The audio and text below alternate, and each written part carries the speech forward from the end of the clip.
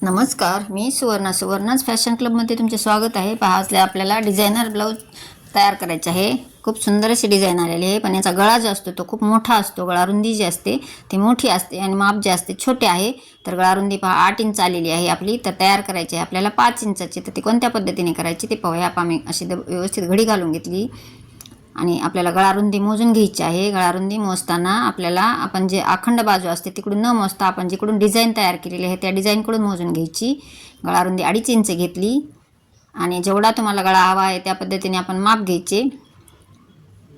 7 inch गळा रुंदी, 7.5 किंवा 7 तुम्हाला जेवढी हवी आहे त्या पद्धतीने माप घ्यायचे आणि एक अशी क्रॉसमध्ये रेष ओढून घ्यायची, म्हणजे जसे व्हिडिओ दाखवलेले आहे त्याप्रमाणे. आणि त्याच पद्धतीने मी टिप मारून घेणार आहे. जशी रेष ओढली होती मी क्रॉसमध्ये त्याच रेषेवर मी टिप मारून घेतली. टिप मारून झालेली आहे आपली. आता पाहूया आपण गळा रुंदी किती कमी झालेली आहे. पहा, खूप सुंदर आणि फिनिशिंगला एकदम परफेक्ट असे बसते. साईडला फोटोही दिलेला आहे, जसे माप एकदम परफेक्ट असे बसलेले आहे. ही गळा रुंदी झाली 5 इंच तयार. आपल्याला जेवढी हवी आहे तेवढ्या त्याच पद्धतीने गळा रुंदी तयार झालेली आहे. तर आपल्याला अस्तर जे आहे ते अस्तर त्याच्यावर जोडून घ्यायचे आहे. म्हणजे आपण गळा तो कट केलेला आहे त्या पद्धतीने आपली गळा रुंदी तयार झालेली आहे मेन फॅब्रिकची. त्या पद्धतीने व्यवस्थित असे ठेवून घेऊन टाचण्या लावून घ्यायच्या, म्हणजे आपल्याला टिप मारायला जे आहे ते सोपे जाते.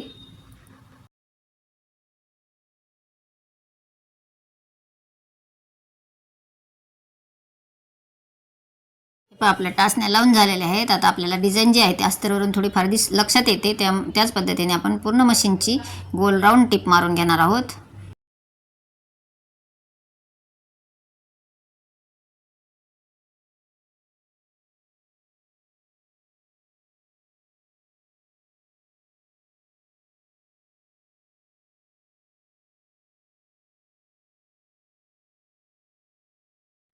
अस्तर आणि मेन फॅब्रिक जे आहे ते जॉईन करून झाले.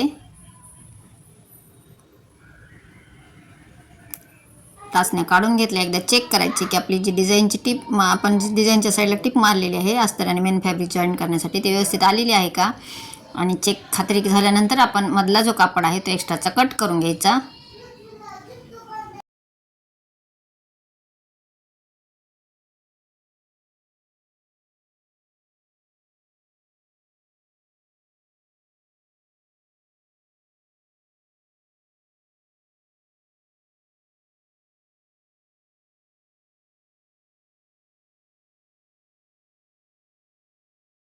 ते एक्स्ट्राचे कापड कट केल्यानंतर असे छोटे छोटे कट्स मारायचे, जे आपल्याला पलटी मारायला एकदम सोपे आणि फिनिशिंगने जाते.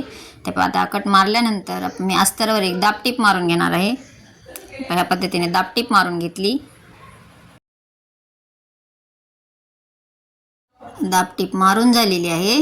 आता आपण अस्तर आणि जे मेन फॅब्रिक आहे त्याचे व्यवस्थित ठेवून घेतले आणि गोल गळ्याच्या साईडने परत एक दाबटीप मारून घ्यायची.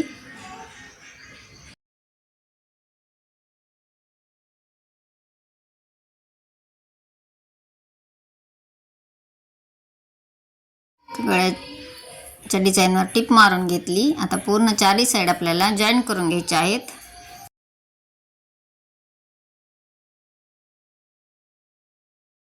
गळारुंदी मी चेक करून दाखवली. गळारुंदी जेवढी आपल्याला हवी आहे तेवढी बरोबर परफेक्ट अशी आलेली आहे.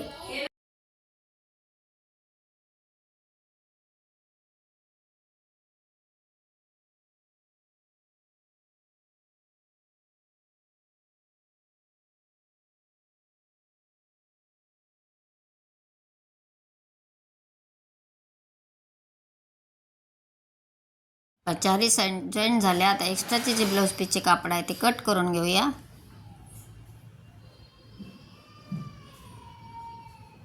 एक्स्ट्राचे कापड कट केल्यानंतर आपल्याला टक्स मारायचे आहेत. पाठीचे जे टक्स आहेत ते टक्स मारून घ्यायचे.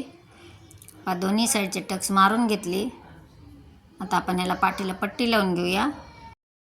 पहा किती फिनिशिंगने आणि परफेक्ट असे जेवढी आपल्याला जसे गळाची जी डिझाईन तयार होती त्या डिझाईननुसार आपण तयार केलेली आहे.